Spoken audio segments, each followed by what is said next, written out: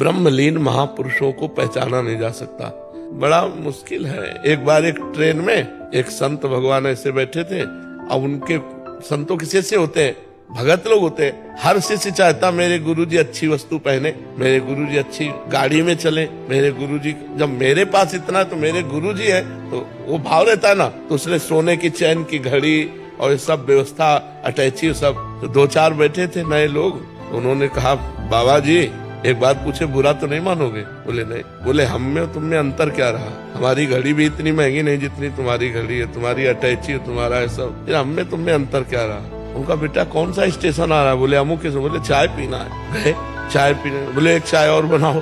और पूरे जितने रुपए मिले थे सब चाय वाले के सामने रख दिए। इतने में गाड़ी ने हारन दिया और घड़ी और सब वहीं खोल के रख दिए थे। उनका बाबा जी अब तो हम चाय नहीं पियेंगे क्योंकि गाड़ी। बोले अब हम तो चाय पियेंगे इधर जाएंगे। बोले वो सब, बोले किसी ने दिया था कोई उठा लेगा। बोले बाबा जी हम तो ऐसे। बोले हम में तुम्हें यही अंतर है, तुम छोड़ नहीं सकते और हम 1 मिनट में छोड़ सकते। तो संतों की बाहरी क्रियाओं से हम नहीं जान सकते। अब ये कि संत भी तो मनुष्य शरीरधारी है ना, तो कुछ न कुछ चेष्टाएं अलग अलग होती। वो पूर्व में कितना भजन किए, यहाँ बिना भजन के कुछ नहीं मिलता है, तो हमको प्रणाम। एक राजर्षि है, एक ब्रह्मर्षि है, एक है बिल्कुल अकिंचन, फटे पुराने कपड़े पहने हुए, भीख मांग के खाना, रात दिन भगवान में भजन में डूबे रहना। तो संतों की कई कोटियां हैं। और एक है अवधूत कोटि के, जिनको कोई परवाह नहीं, समाज की कोई परवाह नहीं, शास्त्र मर्यादा से ऊपर उठे हुए, जब जो मनाया जैसी मस्ती उनकी। अब उनको देखोगे तो या तो पागल कहोगे और या तो धर्म विरुद्ध कहोगे। तो हमको चाहिए कि हम अपनी स्थिति को बढ़ावें।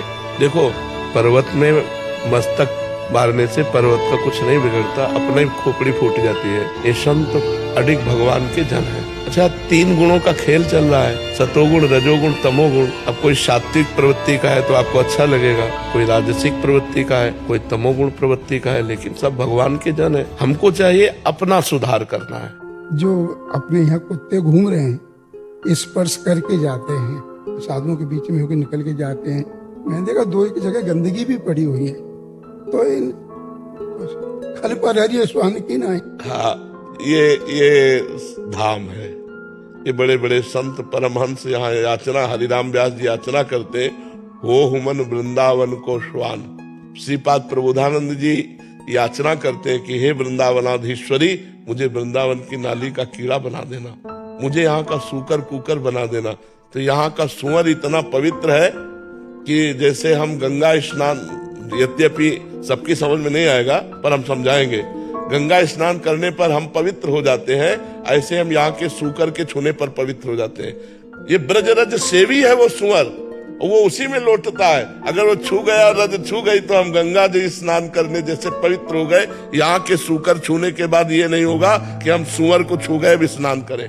यहाँ का स्वान, यहाँ का सूकर, ये सब बड़े बड़े संत हैं, बड़े बड़े परमहंस हैं। ये भगवत प्रेमी महात्मा वृंदावन की शोभा बढ़ाने के लिए बंदर पशु पक्षी रूप धारण किए हुए हैं।